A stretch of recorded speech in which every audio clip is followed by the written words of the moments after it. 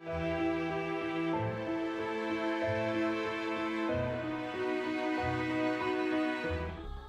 साल तक बहस इस बात की थी कि दिल्ली के छावला गैंगरेप केस में आरोपियों को फांसी आखिर कब होगी। अब न जाने कितने ही और साल लग जाएंगे इस बात पर बहस करते कि एक बेटी के साथ दरिंदगी की सारी हदें पार कर देने वाले वो दोषी आखिर थे कौन। नमस्कार, लोकमत हिंदी आप देख रहे हैं। आपके साथ मैं हूं मेघना सचदेवा। साल 2012 का दिल्ली छावला दुष्कर्म मामला, जी हां, वही मामला जिसमें 19 साल की लड़की का अपहरण किया गया, उसके साथ गैंगरेप किया गया और फिर बेहद क्रूरता के साथ उसकी हत्या कर दी गई। इस मामले को लेकर 3 आरोपियों को सुप्रीम कोर्ट ने बरी कर दिया था।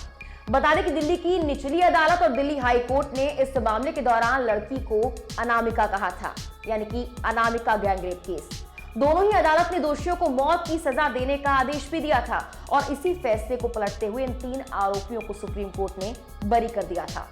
छावला गैंगरेप केस में अब दोषियों को बरी करने के खिलाफ सुप्रीम कोर्ट के फैसले के खिलाफ रिव्यू पिटीशन दाखिल की जाएगी। दिल्ली के उपराज्यपाल वीके सक्सेना ने इसकी मंजूरी दे दी है। इतना ही नहीं, वीके सक्सेना ने सॉलिसिटर जनरल तुषार मेहता को सरकार का पक्ष रखने के लिए नियुक्त भी किया है। सुप्रीम कोर्ट के इस फैसले से जहां पीड़ित परिवार टूट गया था, वहीं उत्तराखंड में भी इस मामले को लेकर रोष नजर आ रहा है। सोशल मीडिया से लेकर सड़कों तक लोग पहाड़ की इस बेटी के लिए न्याय की गुहार लगा रहे हैं। वहीं दूसरी ओर उत्तराखंड के सीएम पुष्कर सिंह धामी ने भी इस मामले को लेकर अपनी प्रतिक्रिया दी थी। उन्होंने कहा था कि इसी मामले को लेकर सरकार पैरवी जरूर करेगी।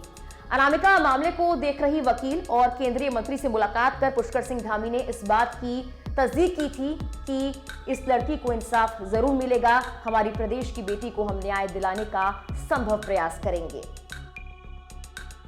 सुप्रीम कोर्ट के इस फैसले के बाद सबसे पहला सवाल तो यही था कि अगर ये 3 आरोपी हैं तो दोषी कौन है। क्या कानून के लंबे हाथ गैंगरेप के बाद मौत के घाट उतार दी गई इस बेटी के दोषियों तक कभी पहुंच भी पाएंगे या फिर नहीं, क्योंकि निचली अदालत और हाईकोर्ट ने जिन्हें हैवान कहकर अनामिका का दोषी करार दिया था, उनकी फांसी का फैसला तो सुप्रीम कोर्ट ने पलट दिया था और उन्हें बरी भी कर दिया। अनामिका की मां ने कानून को अंधा कहा, क्योंकि 10 साल से जिन्हें उनकी बेटी का दोषी बताकर जेल में अब तक रखा गया था, उन्हें अब निर्दोष करार दिया गया है। इतना ही नहीं, उन्हें बरी कर दिया गया है। लेकिन उस सिस्टम को आप क्या कहेंगे जो 10 साल तक सिर्फ आंख में चोली खेलता रहा, वो भी इतने बड़े गैंगरेप केस में। गैंगरेप और असहनीय यातनाओं के बाद दम तोड़ने वाली निर्भया सिर्फ निर्भया ही नहीं थी, बल्कि कई और ऐसी लड़कियां भी निर्भया हैं। उन्हीं में से एक थी अनामिका, जो कि उस लड़की का बदला हुआ नाम है जिस साल 2012 में अगवा किया गया। फिर उसके कुछ दिन बाद अनामिका की लाश बहुत ही बुरी हालत में हरियाणा के रेवाड़ी के एक खेत में मिली थी। निर्भया कांड से महज कुछ ही महीनों पहले ये कांड हुआ था, ये मामला सामने आया था। लेकिन उस निर्भया की और इस निर्भया में अंतर बस इतना है कि एक को इंसाफ तो मिला, हालांकि 7 साल बाद, और एक के इंसाफ के नाम पर 10 सालों तक उन 3 लोगों को जेल में रखा गया जिन्होंने कबूला था कि उन्होंने ही इस भयानक कांड को अंजाम दिया है। हाईकोर्ट ने भी कहा था कि दोषी हिंसक शिकारी हैं, लेकिन अब नहीं, दोषी आरोपी बन गए हैं और इंसाफ के नाम पर उन्हें बरी भी कर दिया गया है। अनामिका मूल रूप से उत्तराखंड के पौड़ी जिले की रहने वाली थी। वो दिल्ली के छावला के कुतुब विहार में रह रही थी। 9 फरवरी 2012 की रात नौकरी से लौटते वक्त राहुल, रवि और विनोद नाम के आरोपियों ने उसे अगवा कर लिया था। 14 फरवरी को अनामिका की लाश बहुत बुरी हालत में हरियाणा के रेवाड़ी के एक खेत में मिली थी। गैंगरेप के अलावा अनामिका को असहनीय यातनाएं दी गई थी। उसे कार में मौजूद औजारों से बुरी तरह से पीटा गया था। इसके साथ ही उसके शरीर को सिगरेट और गर्म लोहे से दागा गया था। यही नहीं, गैंगरेप के बाद अनामिका के चेहरे और आंख में तेजाब डाल दिया गया था।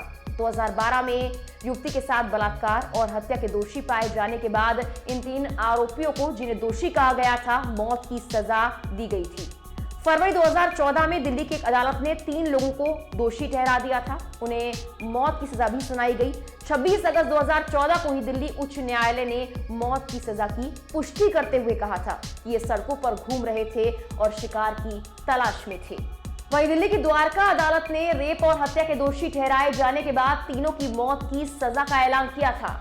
फिर दिल्ली हाई कोर्ट ने भी फांसी की सजा पर मुहर लगा दी थी। इसके बाद दोषियों की तरफ से सजा के खिलाफ सुप्रीम कोर्ट में अपील की गई थी।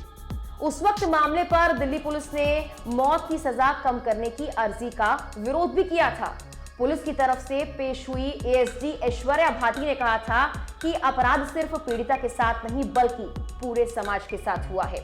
उन्होंने कहा कि दोषियों ने न केवल युवती से सामूहिक बलात्कार किया था बल्कि उसके मृत शरीर का अपमान भी किया था। यहां चीफ जस्टिस यूयू ललित की अध्यक्षता वाली बेंच ने तीनों दोषियों को बरी कर दिया। कोर्ट ने मामले की सुनवाई के दौरान कहा कि यह कोर्ट की भावनाओं पर नहीं तथ्यों के आधार पर चलता है। सुप्रीम कोर्ट का यह कहना था कि अभियोग पक्ष आरोपियों के खिलाफ आरोप सिद्ध करने में फेल हुआ है। यह भी कहा गया कि सुनवाई के दौरान अभियोग पक्ष ने 49 चश्मदीदों को एग्जामिन किया था, लेकिन उनमें से 10 चश्मदीदों को एक बार भी क्रॉस एग्जामिन नहीं किया गया।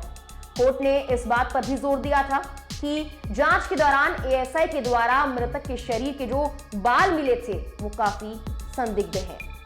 इस फैसले के बाद पीड़िता की मां ने सुप्रीम कोर्ट परिसर के बाहर फूट फूट कर रोने के बाद यह भी कहा कि 11 साल बाद भी ये फैसला आया है। हम हार गए, हम जंग हार गए। मैं उम्मीद के साथ जी रही थी कि मेरे जीने की इच्छा अब खत्म हो गई। मुझे लगता है कि मेरी बेटी को इंसाफ मिलेगा, लेकिन अब नहीं लगता। पीड़िता के पिता ने कहा कि अपराधियों के साथ जो होना था वो हमारे साथ हुआ। 11 साल से हम दर दर भटक रहे थे। निचली अदालत ने भी अपना फैसला सुनाया, हमें राहत मिली थी। हाई कोर्ट ने भी आश्वासन दिया था, लेकिन सुप्रीम कोर्ट ने हमें निराश किया है। अपराधियों के साथ जो होना था अब वो हमारे साथ हो चुका है।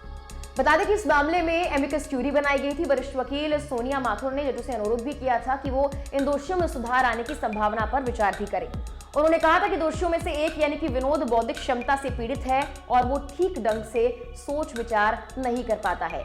वरिष्ठ वकील ने कोर्ट से दोषियों के प्रति सहानुभूति भरा रवैया अपनाने का आग्रह भी किया था।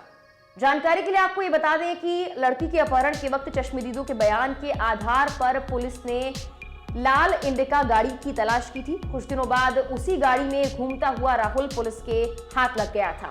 उसने अपना गुनाह कबूल भी किया था और अपने दोनों साथियों रवि और विनोद के बारे में भी जानकारी उसी ने दी थी।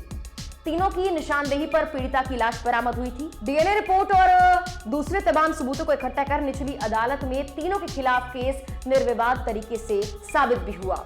जघन्य अपराध के तीनों दोषियों को निचली अदालत ने फांसी की सजा दी। हालांकि अब वो आरोपी बन गए हैं। उसके बाद दिल्ली हाई कोर्ट ने भी आरोपियों को शिकार के लिए सड़कों पर भटकने वाला हैवान बताते हुए मौत की सजा को बरकरार रखा था, लेकिन सुप्रीम कोर्ट ने उन तीनों आरोपियों को बरी कर दिया। यहां सवाल कोर्ट के फैसले पर नहीं बल्कि सवाल है सिस्टम की नाकामी पर। एक बेटी जिसके साथ बर्बरता हुई, जिसे यातनाएं सहनी पड़ी, जिसे इंसाफ नहीं दिला पाया ये सिस्टम। दूसरी ओर वो तीनों दोषी हैं जिन्हें 10 साल तक दोषी का टैग लगाकर जेल में रखा। उनके साथ क्या नाइंसाफी नहीं हुई होगी?